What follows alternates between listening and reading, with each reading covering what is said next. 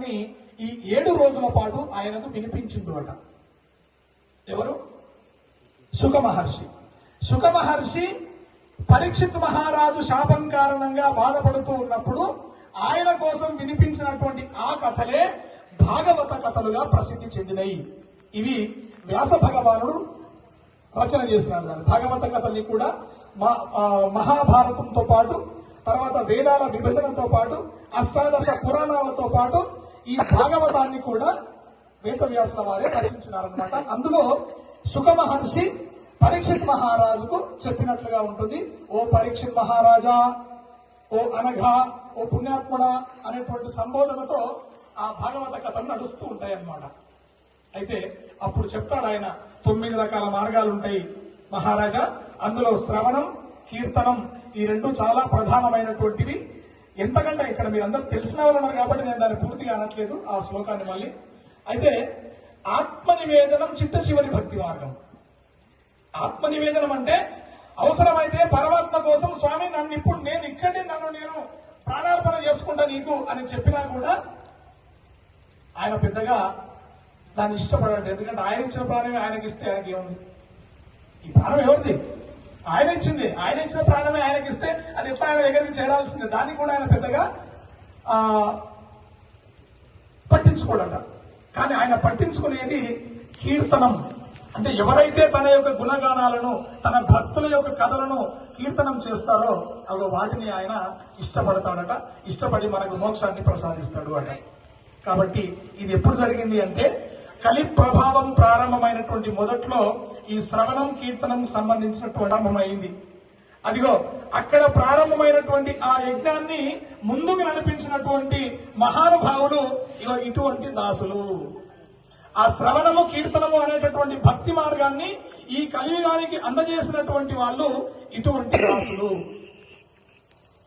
ఇంకొక మాట చెప్పాలంటే ఈ సంకీర్తనకి, ఈ భజనకి ఈ కలియుగంలో ఎంత ప్రాధాన్యత ఉన్నది అంటే సాక్షాత్తు కలియుగ ప్రత్యక్ష దైవమైనటువంటి శ్రీ వెంకటేశ్వర స్వామి తన పంచ ఆయుధాలలో ఒకటైనటువంటి నందకము అనేటటువంటి ఖడ్గాన్ని అంశగా చేసి అన్నమాచార్య అనేటటువంటి ఒక భక్తిపరుణ్ణి, ఒక సాంసారికుణ్ణి పుట్టించి అతని లోపల భక్తి చైతన్యాన్ని కలిగించి ఎక్కడో మారుమూల గ్రామంలో ఉన్నటువంటి తన క్షేత్రానికి రప్పించి అక్కడ కూర్చోబెట్టుకొని 32,000 సంకీర్తనలు రాయించుకొని ఆయన చేతనే పాడించుకొని ఆయనకు మోక్షాన్ని ప్రసాదించిండు. అది ఈ సంకీర్తన యొక్క ప్రాధాన్యత ఈ యుగంలో. కాబట్టి అట్లా ఒక రామదాసు, ఒక క్షేత్రయ్య, ఒక హనుమద్దాసు, ఒక వెంకటదాసు, ఒక బుచ్చిదాసు, ఒక కొండదాసు, ఒక దున్న ఇద్దాసు, ఇట్లా చెప్పుకుంటూ పోతే కొన్ని వేల మంది సంకీర్తనాచార్యులు, వేల మంది తమ యొక్క జీవితాలని పరమాత్మకు దాసోహం చేసి ఆ కీర్తనను రచించి అందులో ఉన్నటువంటి జ్ఞానాన్ని మనకు అందజేసినారు. కృతేయ ధ్యాయతో విష్ణు త్రేతాయాం జజతో మకైహి ద్వాపరే పరిచర్యానాం కలౌ తత్ హరికీర్తన. కృతయుగంలో ధ్యానాల ద్వారా, అంటే తపస్సుల ద్వారా, త్రేతాయుగంలో యజ్ఞ యాగాదులు క్రతువుల ద్వారా, తర్వాత ద్వాపర యుగంలో అర్చనలు పూజల ద్వారా, కలియుగంలో హరినామ సంకీర్తన ద్వారా మోక్షం ప్రసాదించబడుతుంది. కాబట్టి ఈ యుగానికి చెప్పబడినటువంటి భక్తి మార్గము హరినామ సంకీర్తన. నువ్వు ఎన్ని యజ్ఞాలు చేసినా, ఎన్ని యాగాలు చేసినా, నువ్వు ఎన్ని దేవాలయాలు నిర్మించినా, నువ్వు చేసేటువంటి హరినామ కీర్తనకు సాటి వచ్చేటటువంటి యజ్ఞం మరొకటి ఉండదు అనేటటువంటి దాన్ని విశ్వసించినటువంటి ఈ దాసులు ఏం చేశారు అంటే మనకు అష్టాదశ పురాణాల్లో ఉన్నటువంటి అక్కడ వాళ్ళు భగవద్గీత, భారతము, రామాయణాల్లో ఉన్నటువంటి సారాంశాలను ఏం చేసిండ్రు అంటే వాళ్ళు ఈ భాగవతంలో ఉన్నటువంటి సారాంశాలను మనము పాడుకోగలిగేటటువంటి ఈ జానపద సాహిత్యం అని చెప్పబడేటువంటి ఈ భజనలలో పొందుపరిచి మనకు అందించిండ్రు వారు. అందుకే ఈ వేదిక ఆధ్యాత్మిక వేదిక అనబడుతుంది. నిజానికి అన్ని విద్యల కంటే ఆధ్యాత్మిక విద్య చాలా పెద్దది. ఇక్కడ కొంతమంది చదువుకునే పిల్లలు కూడా కనపడుతున్నారు.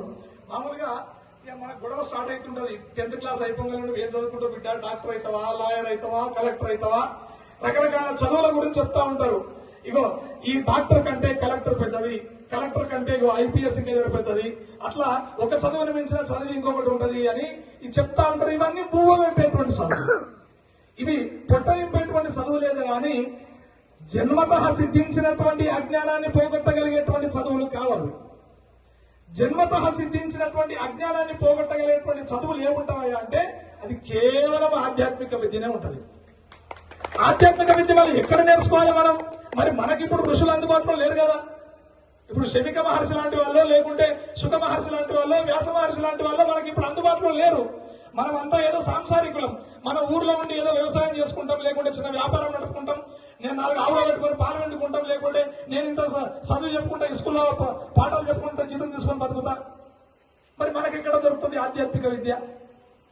ఎక్కడ దొరుకుతుంది అంటే ఇగో మన ఊర్లో ఉన్నటువంటి ఈ 4 పెద్ద మనుషులు కూర్చొని పాడుకునేటటువంటి ఆ కీర్తనల్లోనే దొరుకుతుంది. అవి ఏం చేస్తాయి అంటే మనిషికి చక్కటి వైరాగ్య జ్ఞానాన్ని అందిస్తాయి. మా నాయన కోపం రాగా, నేను అంటే నా స్వతహా అభిప్రాయం చెప్తున్నా, మా నాన్న గుణం, ఆయనకు కోపం రాగా నేను చూడలేదు. ఒకవేళ కోపం వచ్చి ఎవరైనా తిట్టినా కూడా మళ్ళీ ఆయన తిరిగి తిట్టింది నేను చూడలేదు. మాకదే చెప్తుండే, ఎవరైనా కోపం చేసిన బిడ్డ మనం తిరిగి మళ్ళా తిట్టొద్దు. ఎందుకంటే ఆ తిట్టిన వాడే తెలుసుకోవాలి అని నేను ఇటువంటి మనిషిని తిట్టినారా అంటే. చూడండి, అంత సాత్విక బుద్ధి, అంత వైరాగ్య జ్ఞానం ఆయనకు ఎక్కడి నుంచి వచ్చి ఉంటది. ఇక్కడ నేను మా నాన్నగారిని ఎగ్జాంపుల్ గా తీసుకుంటున్నా, కానీ ఇక్కడ మీరందరూ కూడా అట్లాంటి వాళ్ళే. ఈ వైరాగ్య జ్ఞానం మనకు ఎక్కడి నుంచి అలవడుతుంది? ఎక్కడి నుంచి అలవడుతుంది అంటే ఇదిగో ఈ వేదిక ద్వారానే అలవడుతుంది. ఈ వీళ్ళు రాసినటువంటి పాటల ద్వారా మనం తత్వాలు వాడుకుంటాం. తత్వం వాడుకున్నప్పుడు అనిపిస్తుంది, అబ్బా నిజంగా ఏమిరా ఈ జీవితం అంటే అంతా ఇంతే కదా. రాముడికి, హరిశ్చంద్రుడికి, కృష్ణుడి లాంటి వాళ్ళకు కూడా కష్టాలు తప్పలేవు కదా. ఈ కష్టాలు రాకుండా ఉండడానికి మనమెంతటి వాళ్ళము? వచ్చిన కష్టాన్ని ఎదుర్కోవడమే కదా మన పని. ఈ రోజు కష్టం ఉంటుంది, రేపు సుఖం వస్తుంది. చీకటి పగలలాగా, రాత్రి వెలుతురులాగా మనకు కష్ట సుఖాలు వస్తూనే ఉంటాయి, పోతూనే ఉంటాయి కదా అనేటటువంటి ఈ వైరాగ్య జ్ఞానం మనకి ఇక్కడ అలవడాలి. దాన్నే మనం భగవద్గీతలో అయితే స్థిత ప్రజ్ఞత్వం అంటాం. నీ మీద బండెడు పాలు పోసినా, బకెటెడు పాలు పోసినా నువ్వు అట్లనే ఉండాలి. నువ్వు 12 బురద చల్లినా కూడా నువ్వు అట్లనే ఉండాలి. బురద చల్లినరు అని బాధపడొద్దు, పాలు పోసి అభిషేకం చేసినరు అని ఆకాశానికి ఎగిరి గంతులు కూడా వేయొద్దు. ఇగో ఈ స్థిత ప్రజ్ఞత్వం అనేటటువంటి లక్షణాన్ని మనం పిల్లలకు నేర్పగలగాలి. అట్లా నేర్పగలిగితే వారి యొక్క జీవితాన్ని వాడు అద్భుతంగా మలుచుకుంటాడు. మరి ఎట్లా అందుతుంది అది? నువ్వు మస్తు చెప్తావు, నువ్వు మైక్ పట్టుకున్నావు కాబట్టి నువ్వు జర మైకాసురుడు లాగానే ఉన్నావు, ఎంతసేపు మాట్లాడమంటే మాట్లాడేటట్టు ఉన్నావు, మస్తు చెప్తావు నువ్వు ఇట్లా. కానీ మరి మన భజన కాడికి పిల్లలు వస్తున్నారా? ఎంతసేపు ఈ పెద్ద మనుషులే తప్పితే 60 ఏళ్ళు 70 ఏళ్ళు లేకుండా 50 దాంట్లో తప్ప ఇప్పటి పిల్లలు ఎవరు వస్తున్నారా పిలిస్తే భజన గారికి? మనకి రాకపోతే ఇక్కడున్నది ఈ రుచి మనకి ఎట్లా తెలుస్తుంది? ఇక్కడున్న రుచి తెలవాలి అంటే మనం వాడిని ఇక్కడ తీసుకొచ్చి కూర్చోబెట్టాలంటే సాధ్యం కాదు. అగో సాధ్యం ఎందుకు కాదు? అగో సాధ్యం చేసిన వ్యక్తి కూడా ఇక్కడనే ఉన్నాడు. ఒకసారి గట్టిగా చప్పట్లు కొడతాం. అనగా బాలయ్య అనుకుంటా అన్న.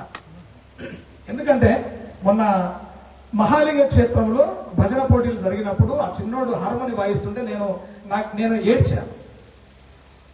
ఆనందంతో, బాధతో కాదు. అరే అంటే ఇటువంటి పిల్లల్ని తయారు చేసుకోవాలనే నా తపన. ఇదే తపనతో సుమారుగా 120 గ్రామాలు తిరిగినాం.